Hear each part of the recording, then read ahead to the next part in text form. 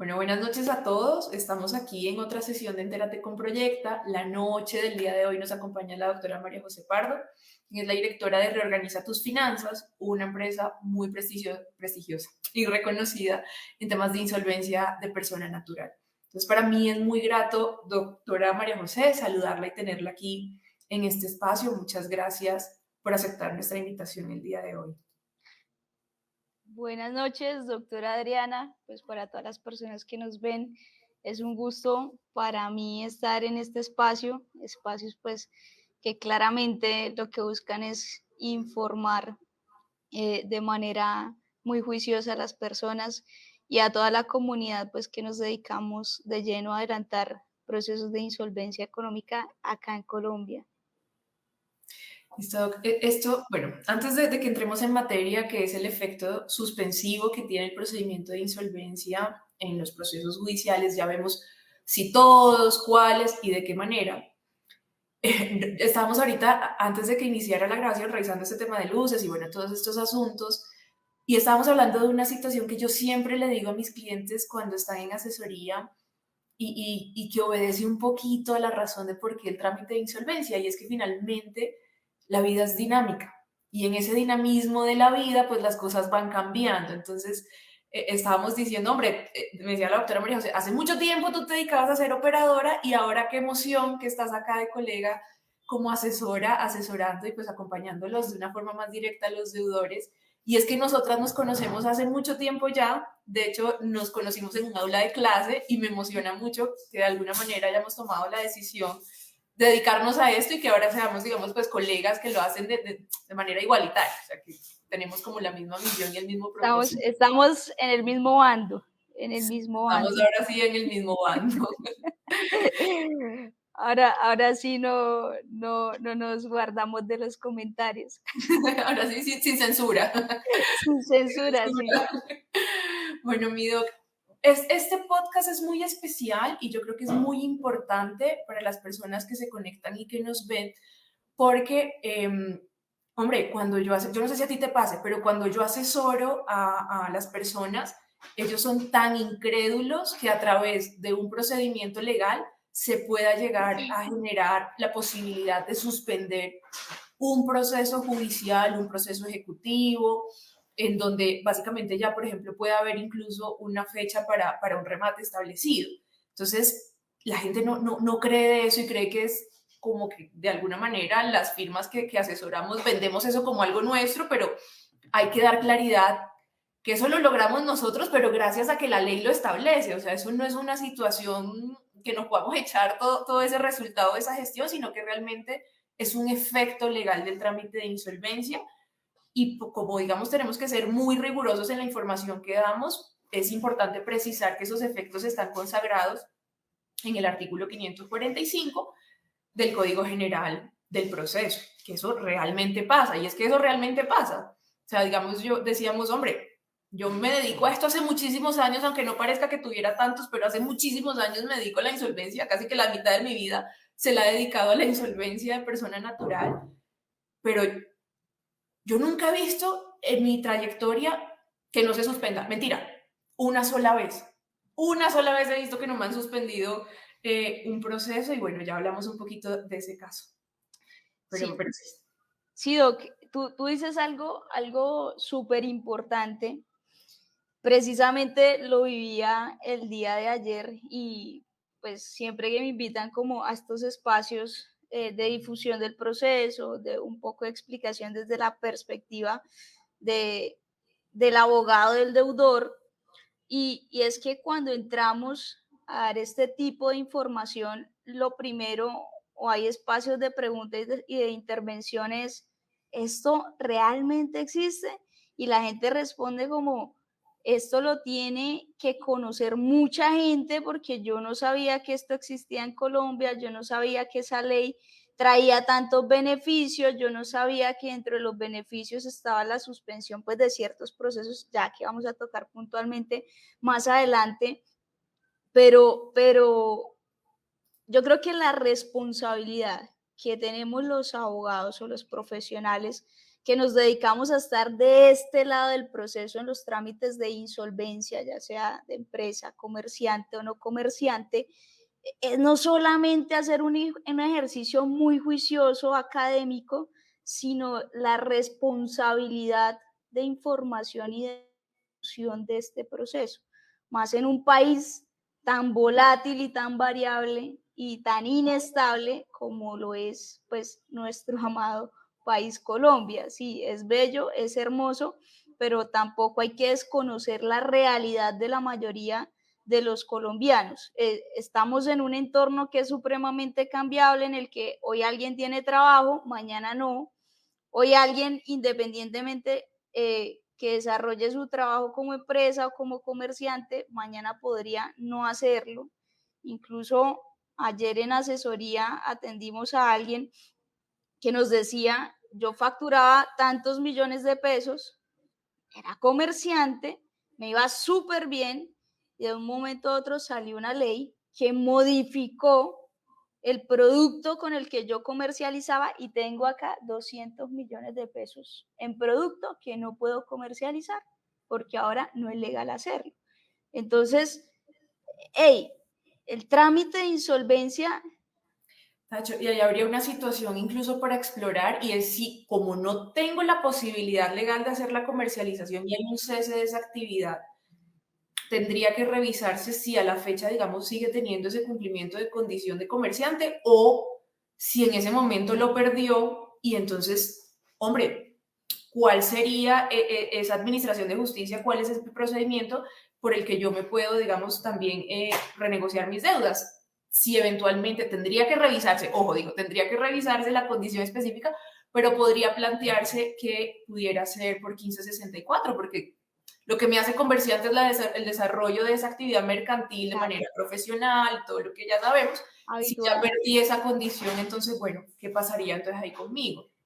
Total, total. Y estamos viendo que se le está cerrando la posibilidad a muchas personas que por un análisis más profundo que no se realiza a conciencia, no se le está dejando entrar a este trámite como no comerciante, pero al igual también se le ponen muchas barreras para entrar como comerciante o como empresa. Y lo que tú dices, pues obviamente esto sería análisis y materia de otro episodio para no desviarnos de lo que queremos tocar puntualmente acá, pero trabajamos sobre arenas movedizas, digo yo.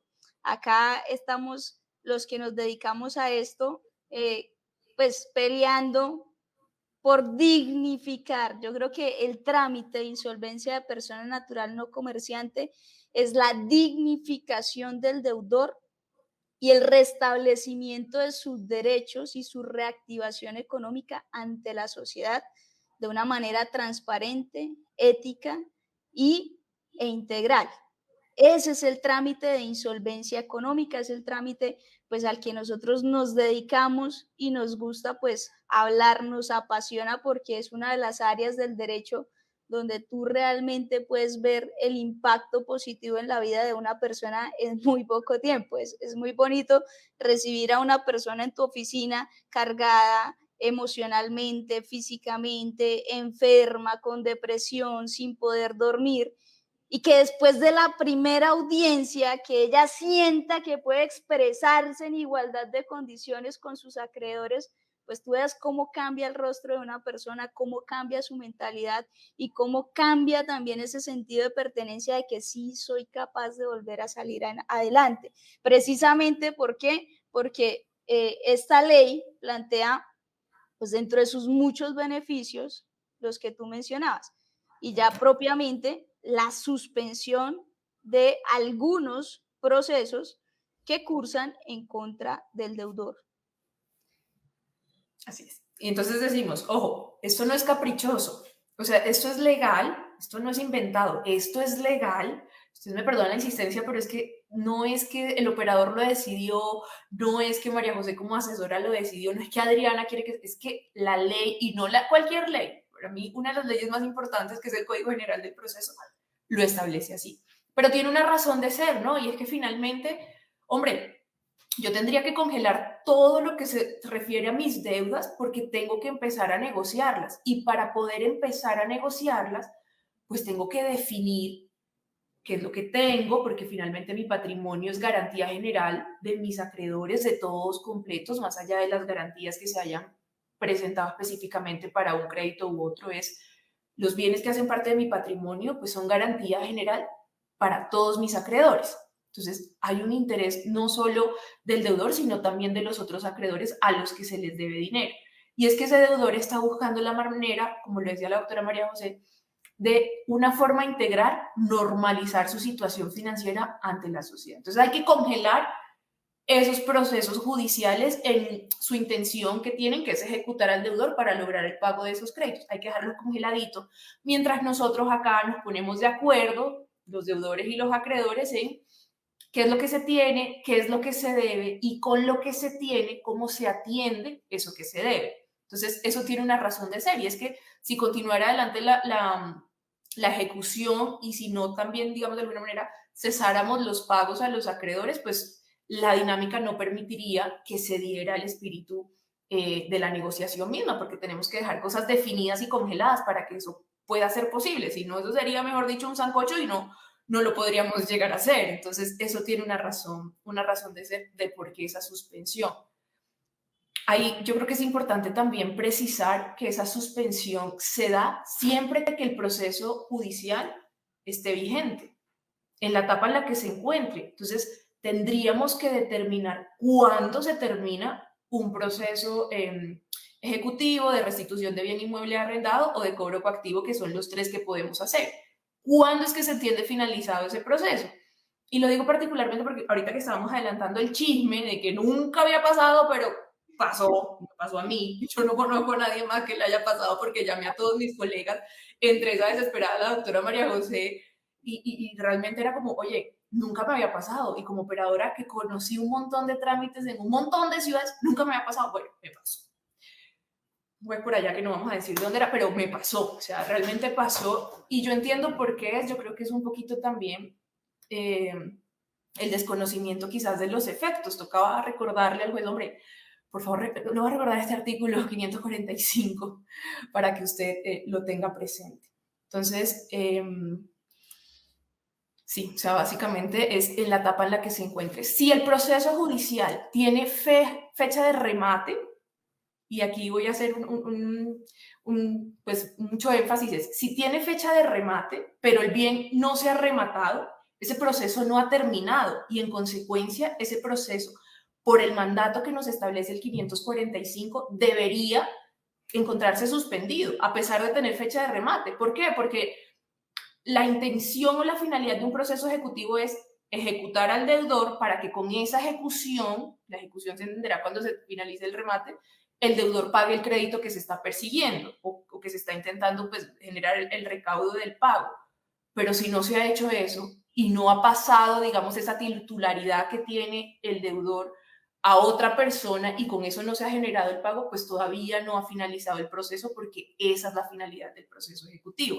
Entonces, a pesar de tener fecha de remate, pues el proceso sigue en curso, el proceso sigue vivo, tan así que se sigue ejecutando y se sigue desarrollando y debería entonces darse la aplicación al 545.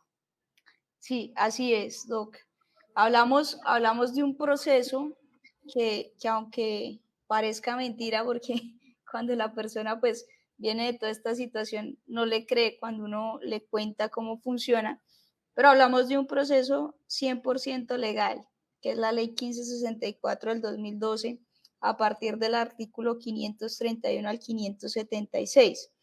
Un proceso al que pueden ingresar las personas que cumplan unos requisitos, como no ser comerciantes, tener por lo menos dos obligaciones y que por lo menos la mitad del capital que están adeudando esté en mora de más de 90 días. Que ese proceso se radica ante un centro de conciliación privado o ante una notaría del lugar donde viva, que esa notaría o centro de conciliación designa a un operador de insolvencia o un conciliador en insolvencia. Y yo sí quiero hacer mucho énfasis en este momento en la figura del conciliador, porque el conciliador no es cualquier persona o no es un tercero invitado. Sí es un tercero imparcial, pero no invitado.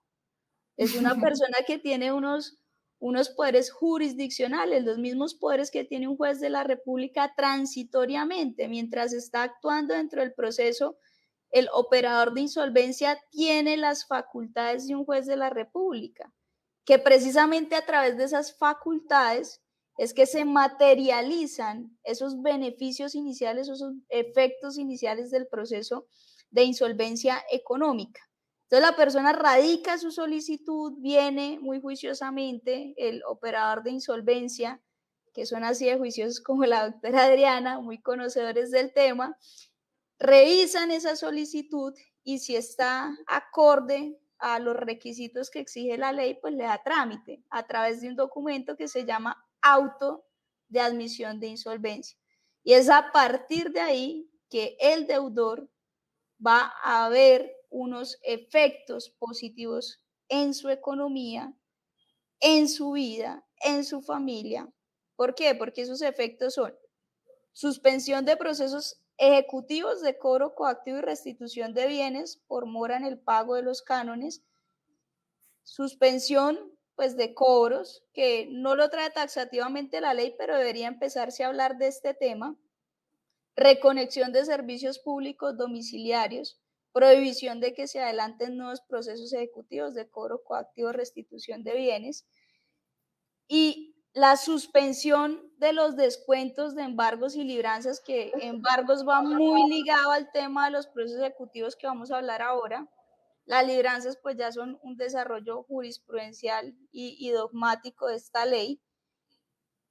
Pero entonces estamos hablando de que una persona que está a punto de perder su casa, de una persona que viene con un embargo, con una suspensión, con un descuento de su salario un poco de tiempo, que fácilmente un pensionado que tiene una pensión pues buena de 1.500.000, 2 millones de pesos pueden descontarle hasta la mitad.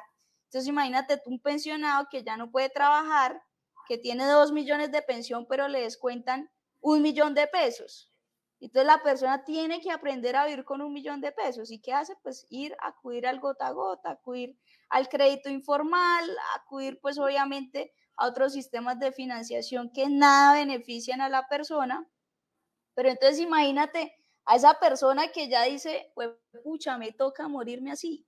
O sea, definitivamente yo ya no voy a volver a estar tranquilo en mi vida, ni me voy a sentir pleno en mi vida, porque esta situación, o sea, ¿yo cuándo voy a pagar 60 millones de pesos? ¿Cuándo lo voy a hacer?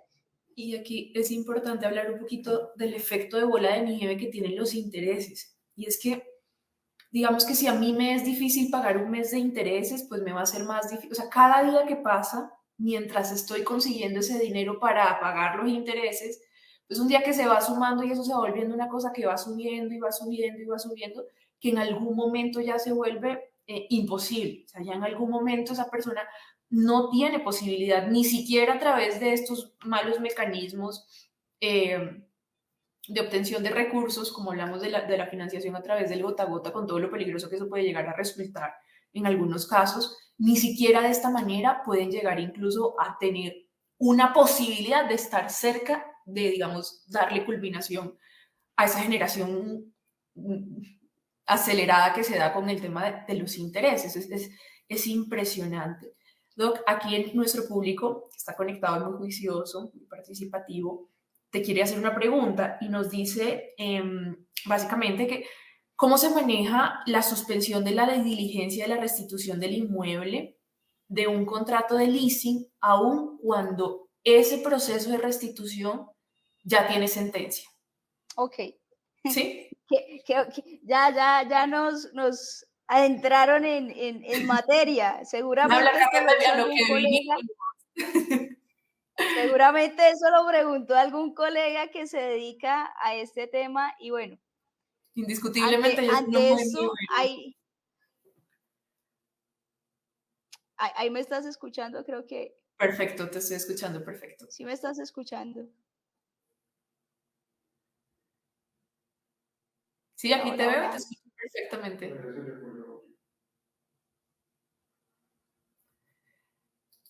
Bueno, Listo, mientras... ok. Listo. Ahí ya me escuchas, ¿sí? Sí, perfecto. A ver, ¿qué fue? Listo. Está diciendo, según es que, que dedica a estos trámites, porque esto es materia de discusión no solamente en la academia, sino ante los jueces. Y, y vamos a darle respuesta de una vez y volvemos al hilo. Un leasing, y porque acá nos ve todo el mundo y hay que ser muy académicos y hay que explicar muy bien, un leasing es un modo de adquisición de vivienda financiada en Colombia. En Colombia tenemos dos formas de adquirir vivienda con el sector financiero y es el leasing habitacional y el crédito hipotecario. Leasing, pues la opción mediante la arrancar con un 30 o un 20% del valor del contrato e ir pagando el resto en cuotas o en de arrendamiento. Lo asemejamos así, a un contrato de arrendamiento con opción de compra al final. Entonces, ¿cómo recupera el banco o la entidad financiera ese inmueble? Porque el inmueble no es de la persona, sino el inmueble es del banco. El inmueble es de propiedad del banco, no es de la persona. Entonces, ¿cómo recupera el banco un inmueble que le ha dado a una persona bajo la modalidad de leasing? Pues lo recupera a través de un proceso que se llama restitución. Un proceso que se llama, mientras viene la Declarativos doctora María económicos. José, ahí está. ¿Cómo? No, que te perdimos un segundo, entonces iba a tomar un poquito la narrativa mientras volvías, pero estamos básicamente en un proceso que se llama restitución de bien inmueble. Un proceso que se llama restitución de bien inmueble. Es un proceso declarativo y pues sencillamente lo que se hace es decirle al juez que el cliente está incumplido en sus cánones, que a raíz de ese incumplimiento, por favor, decrete la terminación del contrato de leasing. Decrete la terminación del contrato de leasing. Entonces, la sentencia en un proceso de restitución va a ser o decretar o no decretar la terminación del contrato de leasing y le ordena a la persona, si decreta que ha incumplido y la terminación del contrato de leasing, entonces le ordena a la persona restituir el inmueble dentro de los 5 días siguientes. Si la persona no lo hace, pues ya nos toca ir a una vía más coercitiva, que es que el juez envíe unos despachos comisorios, que no es otra cosa que el juez le comisione a alguien ir a sacar a la gente, ¿sí? Entonces, hasta ahí vamos bien. ¿Y cuál es la pregunta? La pregunta es, listo, ya tenemos el contexto y estamos dentro de un proceso de restitución de bien, de un contrato de leasing, por el no pago de unos cánones de un contrato de leasing. En ese proceso se dictó una sentencia. Ok, ya hay sentencia de restitución. Hay sentencia de restitución. Entonces la pregunta es, listo, hay sentencia de restitución, hasta ahí vamos. ¿Eso aplica los efectos del 545 y se suspende ese proceso habiendo sentencia? ¿O ya con la sentencia cambia la cosa? ¿Qué trámite sería? ¿Cómo sería el manejo? Listo.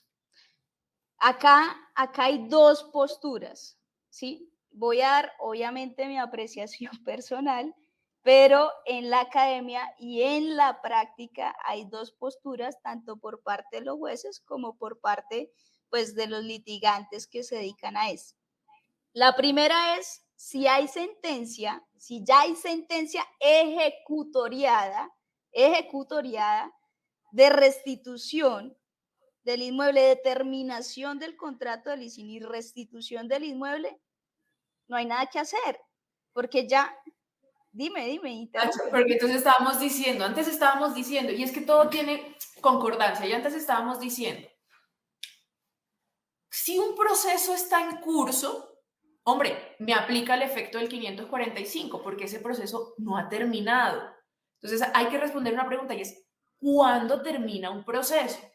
¿Cuándo se entiende finalizado o terminado un proceso? ¿Cuándo? Y lo ha dicho de alguna manera entre líneas la doctora María José, y es cuando la sentencia está ejecutoriada o dentro de ese proceso no hay más nada que discutir. ya lo definimos, ya esto está así, no hay ningún otro recurso que me permita a mí seguir con la discusión de cómo deberían ser las cosas, ¿correcto?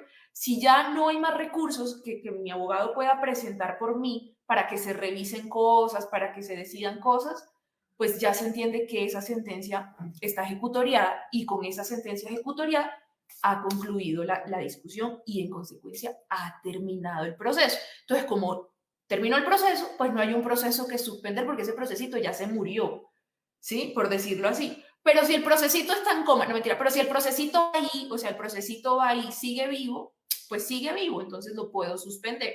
Entonces, siempre que no haya la posibilidad de discutir porque no hay recursos, entonces se entiende terminado el proceso. De lo contrario, no ha terminado. Entonces podríamos entender que se puede generar el efecto suspensivo. Yo en la práctica he visto las dos posiciones por parte de los jueces. Ahora, académicamente y procesalmente hablando, para mí el proceso de restitución de inmueble arrendado se termina con la sentencia ejecutoriada. Ahora, hay otros académicos, otros procesalistas, que consideran que el proceso de restitución de inmueble arrendado se termina con la expedición de los despachos comisorios como última actuación del juez dentro del proceso. Entonces, ya pasó la ejecutoriedad de la sentencia, no restituyó la persona y el abogado de la entidad financiera tiene que decirle al juez, bueno, dame los despachos comisorios para sacar a esta persona. A ver, ahora, como abogada del deudor, pues así esta ejecutoria, yo voy y la peleo. O sea, porque uno intenta hasta el último recurso. Pero en mi caso, yo creo que si tienes chance de erradicar el proceso de insolvencia y obtener el auto de admisión antes de que esté ejecutoriada la sentencia que da por terminado el contrato de leasing, es mejor que no dejes ese tiro al aire, porque yo he visto las dos posiciones de los jueces. En Bogotá hace poco, en un proceso, ya había sentencia de restitución, ya se había declarado terminado el contrato de leasing, aún así el juez accedió a suspender el proceso, pero ya había librado despachos comisorios y cuando se le dijo, listo, suspendes el proceso, porfa, suspende los despachos comisorios, dijo, no. Entonces, démonos cuenta, pues, cómo piensan nuestros operadores judiciales. Y bajo el argumento de, es que ya hubo sentencia, ya está ejecutoriada. Y en muchos otros casos donde se ha intentado suspender el proceso, luego de que hay sentencia ejecutoriada, pero no se han librado despachos comisorios, el juez no ha accedido. Entonces, para mí, el proceso se suspende hasta antes que esté ejecutoriada la sentencia. Yo creo que tenemos un criterio coincidente porque para mí termina, o sea, el proceso termina cuando ya no hay más nada que discutir. Sin embargo, también es cierto que hay otras posturas. Ahí básicamente algunas consideran que es hasta la entrega del inmueble porque lo que se persigue es finalmente la entrega. La Entonces, restitución, sí. bueno, Pero bueno, chévere, chévere. Yo no sé si hay alguna otra pregunta que podamos responder en este momento o nos hayan hecho réplica ahí en los comentarios. sí, están preguntando si se suspenden todo tipo de procesos o solamente algunos de ellos, qué procesos no estarían, digamos, Listo, cobijados por ese efecto. de una. Procesos que se suspenden con la admisión del trámite de insolvencia económica. Procesos ejecutivos. ¿Qué es un proceso ejecutivo? Es el proceso que lo que busca es el pago de una obligación que está contenida en un título o un título ejecutivo. Son dos conceptos diferentes, pero temas acá prácticos, hablemos de una letra de cambio, un pagaré, una factura, un cheque, La hipoteca. una hipoteca, un contrato que presta mérito ejecutivo, también es un título que se convierte en título ejecutivo. Entonces, el proceso que se adelanta de erradicación de demanda, embargo de bienes si hay, luego viene el secuestro, luego viene el avalúo y viene el remate. Y con el remate que se persigue, pues el pago de la obligación. ¿Qué tipo de procesos ejecutivos no se suspenden con los de alimentos? No todos los ejecutivos se suspenden con la admisión del trámite de insolvencia económica, los de alimentos no. También se suspenden los de restitución de inmueble. Dale, Doc. Y es que es importante, a mí me parece muy importante que las personas puedan tener la capacidad de revisar o de reflexionar por qué es que no se suspende un proceso de alimentos. Si estamos diciendo, mira, el procedimiento de insolvencia lo que busca es eso, recordarnos que los que debemos dinero somos los seres humanos y que los seres humanos necesitamos tener la posibilidad de garantizar nuestro mínimo vital, es decir, nuestras necesidades básicas, tener la posibilidad de garantizar que, hombre, vamos a comer, vamos a tener un techo, vamos a tener unos servicios de agua y demás. Entonces, hombre, lo que buscamos es que tú que estás en situación de crisis, a través del trámite de insolvencia, puedas normalizar las cosas y puedas tener con qué vivir, ¿correcto? Y que lo recordemos cuando estamos generando los cobros, que es una persona la que está ahí detrás. Pero un proceso de alimentos también tiene esa misma intención y con personas de especial protección. Entonces, hombre, hay que sopesar las cosas como son. Y entonces, así como soy tan consciente de que mi procedimiento de insolvencia lo que busca es que yo, ser humano, pueda vivir, pues claramente a quien le debo alimentos, que es una persona en estado de vulnerabilidad, un menor, o sea, un hijo o una persona con discapacidad, o el compromiso que exista, pues hay que garantizarle a esa persona que tiene especial protección también que tenga la posibilidad de que le garanticemos que pueda llegar a tener con qué comer, con qué vivir. Entonces, es por eso que esos procesos no se suspenden. Tiene toda la razón. Entonces, es importante el por qué. O sea, porque a veces, hombre, sí, las leyes están ahí, pero se nos olvida que son un instrumento social. Entonces, solamente quería hacer esa cuña Muy para bien, poder Doc. seguir adelante el por qué. No hay que dejar de lado el interés superior del menor, por supuesto que no. Sí. Y es que sí, nuestro ordenamiento protege por encima de cualquier cosa a los menores y eso está supremamente bien. Los otros procesos que se suspenden son los de restitución de bienes. Entonces, la persona que viene con su leasing, pagando sus cánones como en calidad de locatario e incumple, el banco pues puede iniciar un proceso de restitución para quitarle el bien a esa persona. Y las personas que vienen pagando, pues ya su arriendo normal, en modalidad normal, yo cojo, voy a una inmobiliaria o voy arriendo directamente un inmueble, incumplo el pago de los cánones, pues me inician un proceso de restitución. Entonces, esos dos procesos de restitución se suspenden. Y también se suspenden unos procesos que la mayoría de personas desconocen, que se llaman procesos de cobro coactivo. ¿Cuáles son los procesos de cobro coactivo? Los que pueden adelantar las entidades administrativas para el cobro de pues, los rubros o los impuestos que se le adeudan. Entonces, si yo no pago mi declaración de renta, si yo no pago el IVA, si yo no pago las retenciones, la DIAN me puede iniciar a mí un proceso de cobro coactivo. Si yo no pago el impuesto de mi camioneta durante muchos años, pues la gobernación a la que esté matriculada la camioneta, pues me puede iniciar el proceso coactivo. Si no pago el impuesto predial de mi lote, de mi casa, de mi apartamento, esa alcaldía municipal, esa hacienda de alcaldía municipal me puede iniciar un proceso de cobro coactivo. La OGPP me puede iniciar un proceso de cobro coactivo. Entonces, todas esas deudas que son tributo del Estado, que nosotros como contribuyentes y ciudadanos tenemos el deber de pagar al Estado, las multas de tránsito también, pues el no pago de esas obligaciones tributarias nos pueden ocasionar a nosotros Bueno, voy a tomar diferentes aquí etapas del proceso ejecutivo. Dale, Doc. No, porque te perdemos a veces un segundo, entonces quería como continuar con el hilo del asunto. Yo creo que es importante agregar ahí que dentro de estos procesos de cobro coactivo, la administración tiene la facultad, entendamos la administración como la gobernación, la DIAN, la Secretaría de Hacienda, tiene la facultad de decretar medidas cautelares, de decretar medidas. Entonces también se generan embargos, también se generan órdenes de aprehensión, o sea, el poder coercitivo es bastante importante y también tiene efectos, pues digamos, en la vida de la persona que las adeuda. Sí, sí, te estaba diciendo que tiene las mismas etapas de un proceso ejecutivo. O ¿De sea, acuerdo? esas entidades también pueden generar embargos, pueden generar remates, pueden llevar hasta el remate de los bienes de la persona. Entonces, ese tipo de procesos también se suspenden, pero acá vamos a hacer un asterisco y vamos a hacer una acotación especial a los procesos que puede iniciar la DIAN.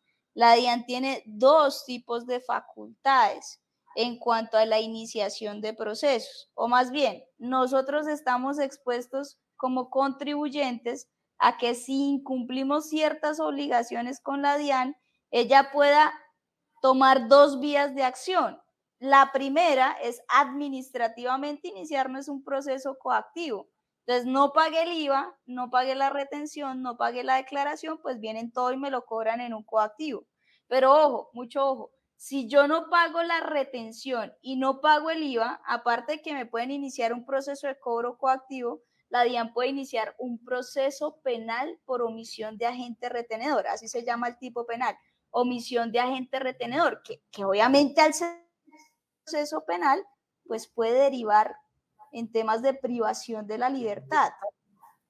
Entonces hay que tener mucho cuidado. ¿Por qué? Porque si bien cuando yo inicio el trámite de insolvencia, sí o sí me suspenden el proceso de cobro coactivo, pues no me pueden prometer que si ya inició el proceso penal, también me lo vayan a suspender porque eso no lo dice la ley. Entonces, ojo con ese tema.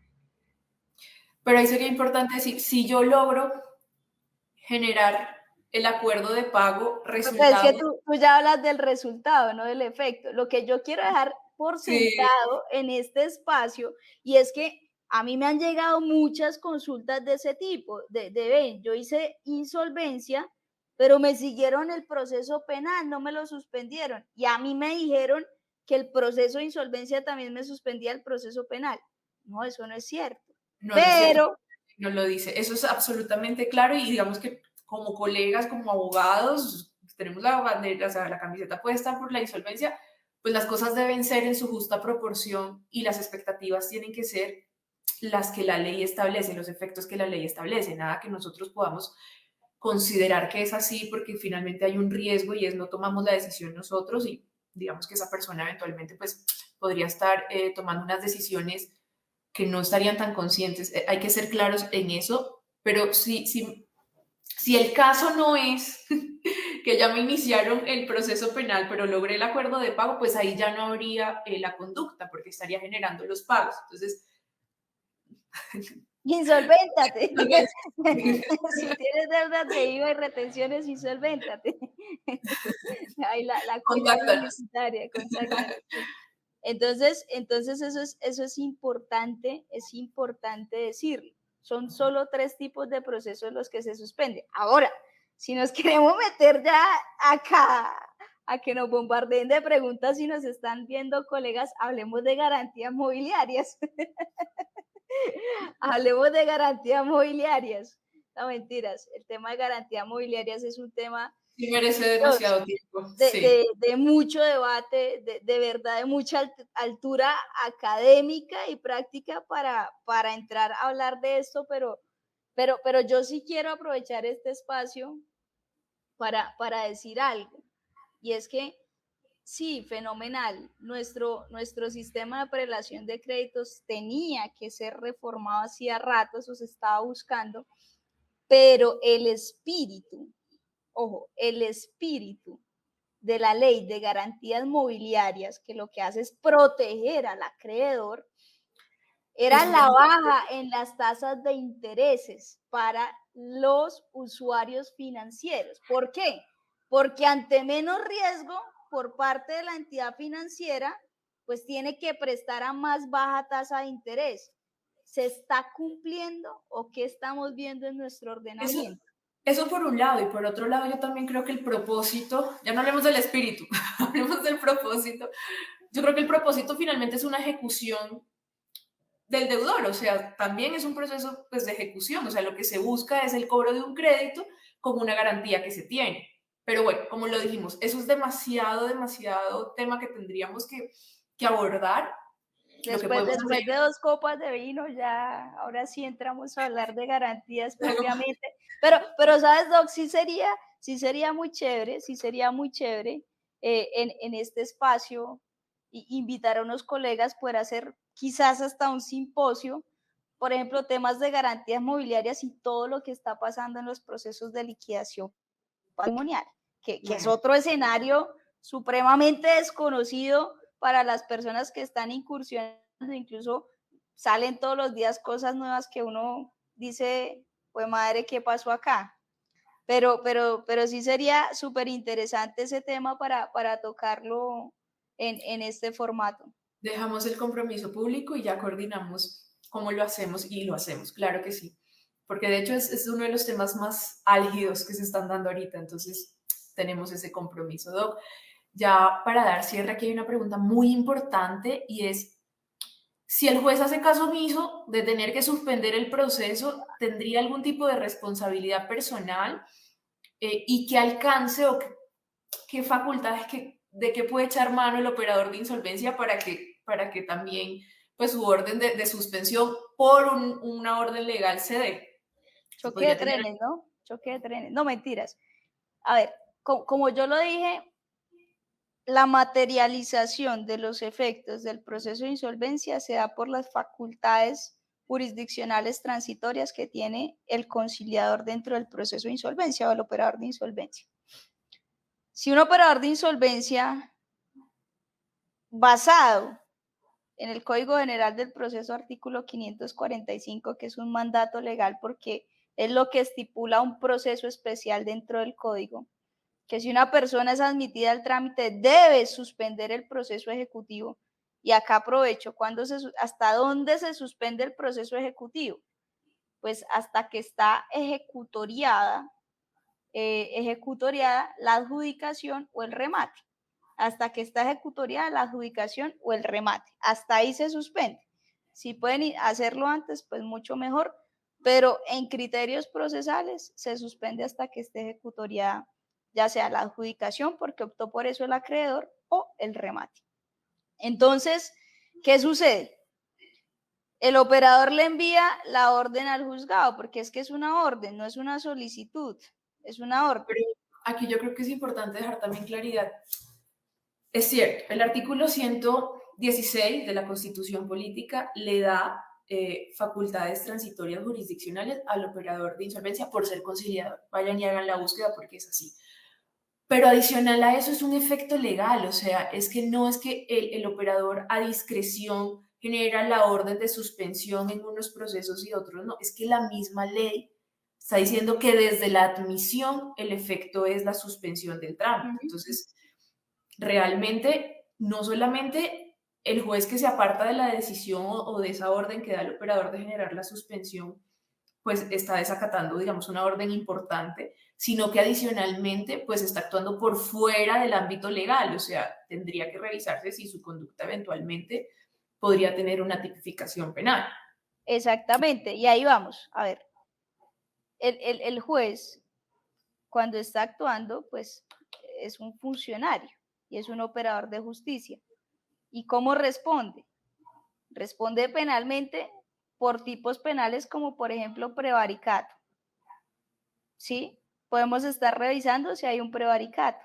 Tendría que revisarse, Tiene, sí. tiene, tiene que revisarse si de pronto le cabe alguna acción disciplinaria.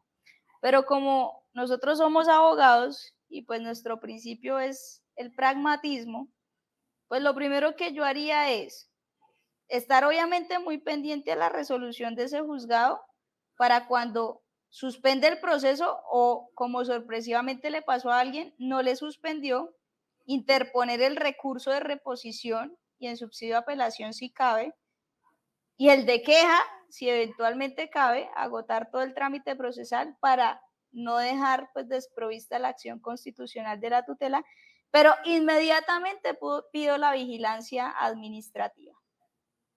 Inmediatamente pido la vigilancia administrativa del Consejo Superior de la Judicatura o ahorita que la están pidiendo de la Procuraduría, para que se revise el actuar de esa persona y desde ya se vaya pues constituyendo la eventual acción penal o disciplinaria en la que podría estar incurriendo la persona. Pero lo que dice la doctora Adriana es que eso es un mandato legal extremadamente claro. O sea, es que ni siquiera podemos decir por la hermenéutica, por el principio de interpretación, o no se entiende, porque en esa resolución el juez le dice al deudor, no le suspendo su proceso porque acá ya se trabó la litis y se decidieron las excepciones previas y de fondo.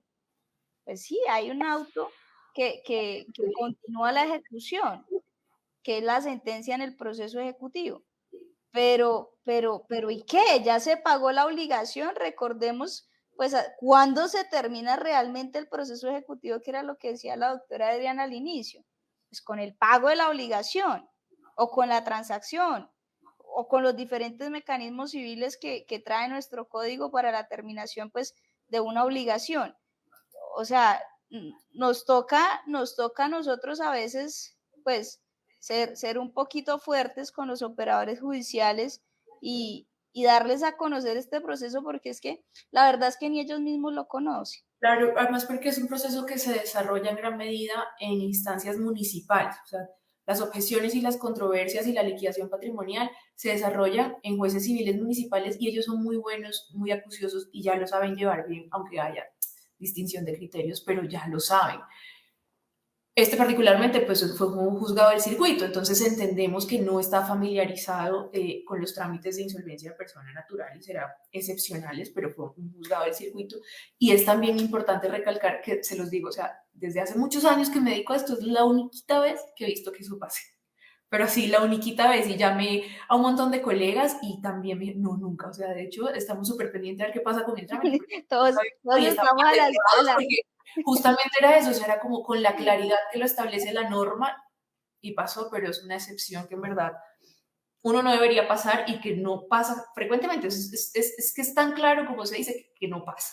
ahora ponle tú el proceso ejecutivo que tiene una medida cautelar de embargo de un salario, o sea, una medida cautelar de tracto sucesivo que se está ejecutando a medida que pasa el proceso y el juez te dice, suspende el proceso pero continúa el embargo.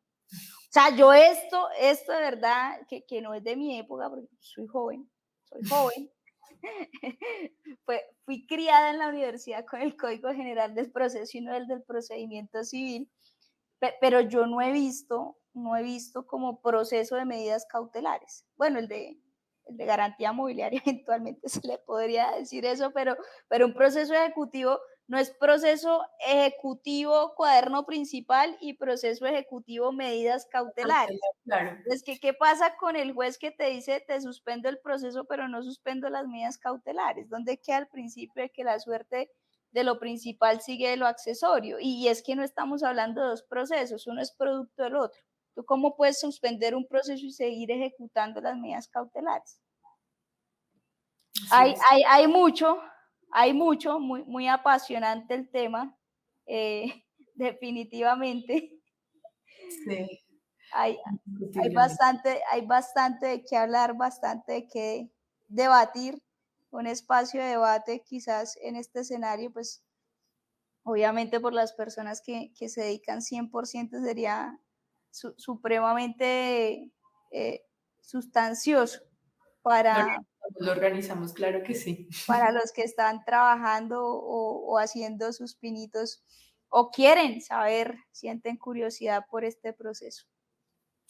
Así es, tenemos el compromiso de hacerlo y ahí podemos proponer el tema de garantías mobiliarias. Doc, muchísimas gracias por tu claridad, por tu tiempo. Ha sido yo creo que un espacio bastante fructífero. De verdad que los comentarios que tenemos son muy buenos de las personas que se conectaron. Entonces, nada, te mando un abrazo muy grande y te agradezco mucho por haber estado aquí hablando de este tema tan pasional. No, a ti, Doc, a tu firma, de verdad me alegra mucho que ahora estemos pues compartiendo este tipo de criterios desde la academia, desde la práctica. Igual siempre ha sido pues muy grato pues lo que hemos compartido. La doctora Adriana fue profesora mía en el diplomado de insolvencia. Fue la Sí, primera profesora, ¿no? Fue la primera profesora y el título. logré el ganchito. No, Súper, Mida. muchas No, a gracias ti. a ti, a Muchas, todos los muchas que nos vieron y pues esperamos, los colegas, las personas que estén iniciando y tengan dudas, necesiten algo, pues obviamente, al menos en este sector del derecho, sí tendemos a ser muy solidarios y gracias. ayudarnos entre todos. Así es. Claro que sí. Muchas Bueno, gracias. una feliz noche, Doc. Chaito.